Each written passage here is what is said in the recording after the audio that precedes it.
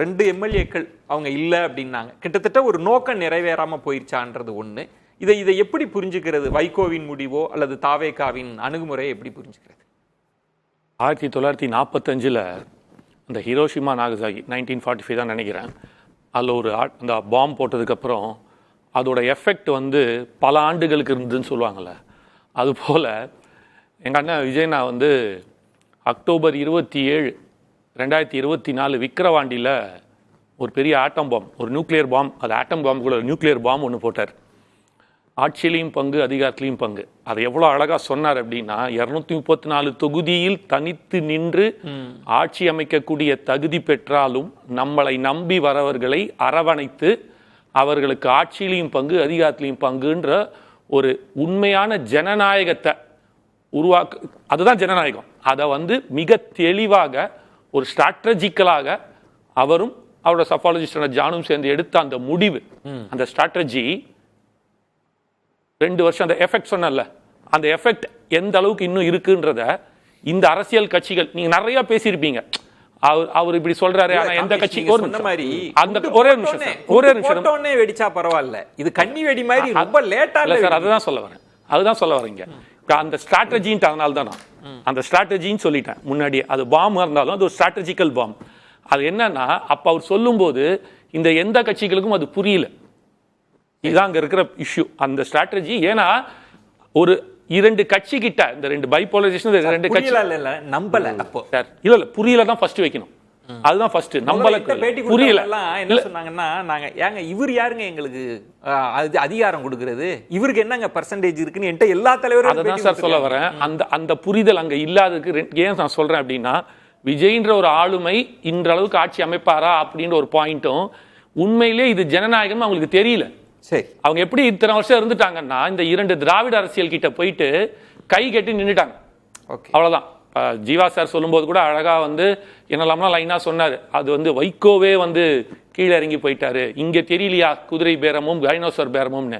ஒரு கட்சி நடத்துறாங்க சார், அந்த கட்சியில இருக்கிற 2 பேர் இத்தனை வருஷமா அந்த கட்சியில இருந்து வந்தவரை கூப்பிட்டுட்டு நீங்க என் கட்சியில தான் நிக்கணும் சின்னத்துல அப்படின்றது வந்து என்ன மாதிரியான ஒரு பேரம்?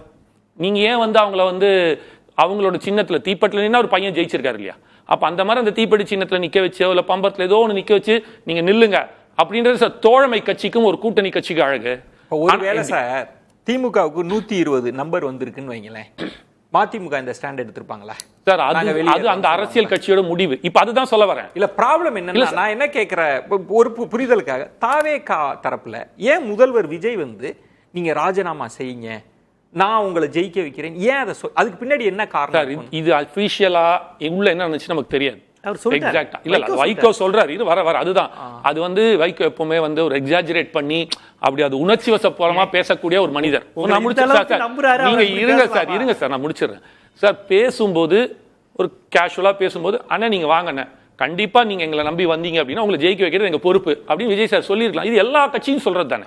நீங்க எங்களை நம்பி வாங்க, கூட்டணி அரசியல் கூட்டணி பேசும்போது கூட இப்ப வந்து இப்ப உதாரணத்துக்கு தேமுதிக இருங்க சார், அதான் சார் இப்ப தேமுதிக வந்துச்சு, எங்க போச்சு? அதிமுக இருந்தாங்க, விட்டுட்டு இப்ப திமுக வந்தாங்க. அப்ப கண்டிப்பா பேசியிருப்பாங்கல்ல. அப்ப என்ன நீ வந்தா நீ தோத்துருவ, அதனால அப்படின்னு யாரும் பேச மாட்டாங்க. எல்லாருமே வந்து இல்ல சார் சார் ஒரு நிமிஷம் முடிச்சு, எனக்கு ஒரே ஒரு விளக்கம் தான், நான் குறுக்கிடலாம் இல்ல. இப்போ நீங்க எங்க அணிக்கு அந்த ஃபர்ஸ்ட் பாயிண்டே முடிக்கல சார், முடிச்சுட்டு வந்துடுறேன். அப்போ இந்த ஆட்சியிலும் பங்கு அதிகாரத்திலும் பங்குன்ற உண்மையான ஒரு ஜனநாயகத்தை உருவாக்கி காமிச்சதுக்கு அப்புறமா இன்று இந்த மாதிரியா இருக்கிற 2 கட்சி, அதாவது திமுக அதிமுக இல்லாத 2ஆம் கட்ட கட்சிகள், ஒரு வேற வழியில சொல்றதுக்காக நம்ம சொல்றோம், இப்படிப்பட்ட கூட்டணி கட்சிகள் உணர்கிறது நமக்கு ஒரு வாய்ப்பு கிடைக்குது, அந்த வாய்ப்பை நாம் பயன்படுத்தி கொண்டால் நம் கட்சி வளரும், நாம் மக்களுக்கு செய்யக்கூடிய சேவைகள் செய்ய முடியும். பங்கு அதாவது அந்த அதிகாரத்தில் வந்து உட்காரும் போது நமக்கான ஒரு அங்கீகாரம் கிடைக்குதுன்னு ஒண்ணு வருது இல்ல, இது ஒன்றும் தவறு இல்லை. அரசியல் கட்சி அதுக்கு தானே தொடங்குது. இப்ப ஒரு கேள்வி கமேஷ், இப்போ ஒரு கூட்டணியா நீங்க மாறுறீங்க, அந்த உறவையே நீங்க முறிச்சுக்கிறீங்க, நீங்க துரை வைகோ அவர்களை கூட ராஜினாமா பண்ண சொல்லுங்க, நாங்க பொறுப்பெடுத்து ஜெயிக்க வைக்கிறோம், அது ஒரு அணுகுமுறை. அப்படி இல்லையா, அவங்க 2 திமுக சிம்பல்ல தான் இருக்கிறாங்க, அவங்களையா ராஜினாமா செய்ய சொல்லணும், நீங்க வாங்க உங்களுக்கு நாங்க திருச்சி கிழக்கு இடம் கொடுக்குறோம், உள்ளாட்சியில கொடுக்குறோம் அப்படின்றது ஒண்ணு. அந்த 2 எம்எல்ஏ மீது என்ன குறி, அந்த இடம் தானே ஜீவா கேட்கறது. ஏன் அந்த ஆஃபரை தாவேகா கொடுக்கணும்? அந்த ஆஃபரை கொடுக்க வேண்டிய அவசியம் இல்ல இல்ல.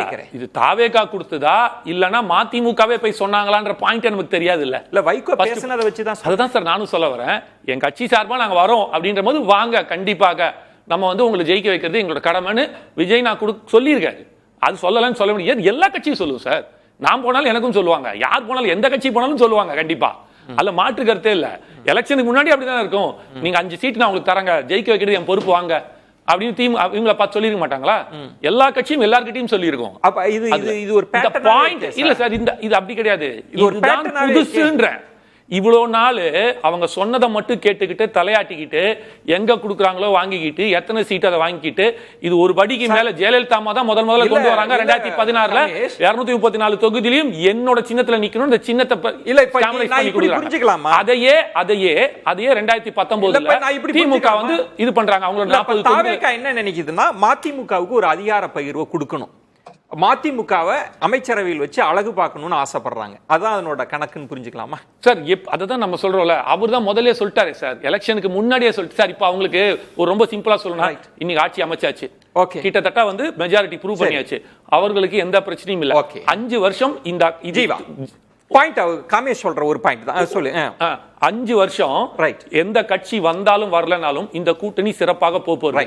காங்கிரஸ் ஆகட்டும், பிசிக ஆகட்டும், ஐயுஎம்எல் ஆகட்டும், எல்லாருமே வந்து சொல்லியாச்சு. சோ அப்ப இந்த பாயிண்ட் என்னன்னா, அவர் வரார் அப்படின்ற போது அவர் என்ன சொல்றாரு, எங்களை நம்பி ஒரு தோழமையோட வந்தா அவர்களுக்கு நாங்கள் ஆதரவு கொடுப்போம், அங்கீகாரம் கொடுப்போம். ஒரு பாயிண்ட். அப்ப ஒரே ஒரு பாயிண்ட்ல நான் முடிச்சிடுறேன். நான் திரும்பவும் வரேன். இப்ப காமேஷ் சொல்ற பாயிண்ட் உங்களுக்கு நம்பர் ஏற்கனவே இருக்குல்ல.